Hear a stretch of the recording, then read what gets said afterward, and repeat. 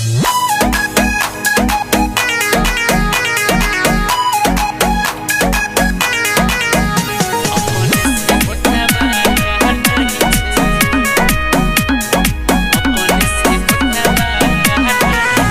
by Mantu Mani. Singing by Umesh Dandila. हमारा तू गोरखी ही जान रही छे, हमारा तू गोरखी ही जान रही छे। अपन से होठवा कहत ही छे, अपन से होठवा कहत ही छे। फाटल ओढ़नी के साथ ही छे, फाटल ओढ़नी के साथ ही छे। अपन से होठवा कहत ही छे, अपन से होठवा कहत ही छे। अभी आप सुन रहे हैं खुटौना से मैथिली म्यूजिक की शानदार प्रस्तुति।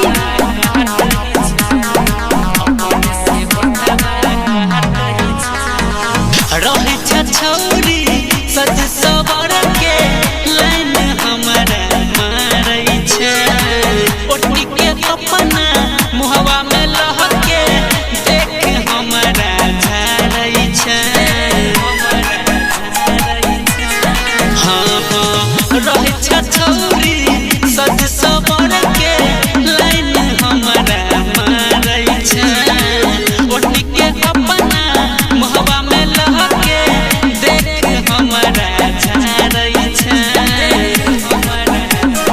अपन जवान तू बाँटै छे, अपन जवान तू बाँटै छे।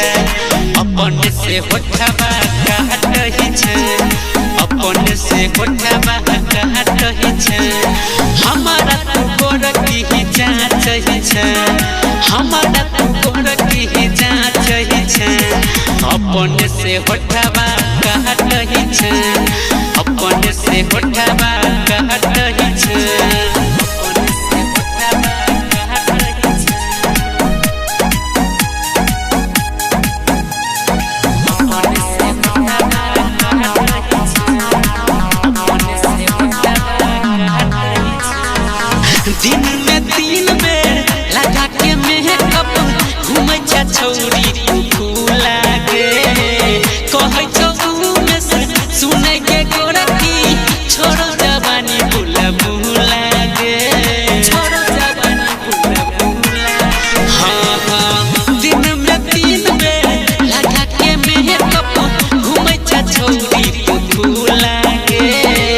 कहै छ चंदन सुनै के गोरखी छोड़ो जवानी बुला बुला गे। दर्द तुरके हंस के छाटल छे, दर्द तुरके हंस के छाटल छे। अपन से होठवा कहत ही छे, अपन से होठवा कहत ही छे। हमारा तू गोरखी जाँच ही छे, हमारा तू गोरखी जाँच ही छे। अपन से होठवा कहत ही छे, अपन से होठवा कहत ही छे। अपन से होठवा कहत ही छे।